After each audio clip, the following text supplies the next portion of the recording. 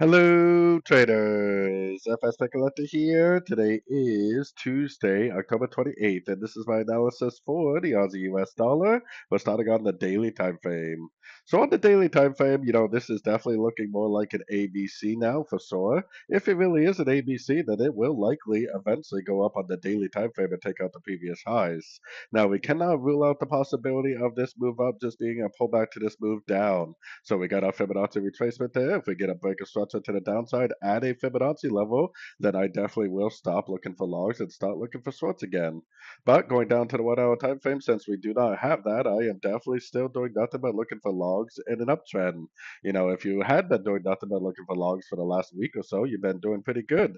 We are sitting at the 61%, so if we do get like a big thrust to the downside, a nice solid break of structure, then I would definitely start looking for shorts. Otherwise, unless we see that, I will definitely be doing nothing but trying to go long at the end of every single pullback I see, potentially for the continuation of the higher time frame uptrend.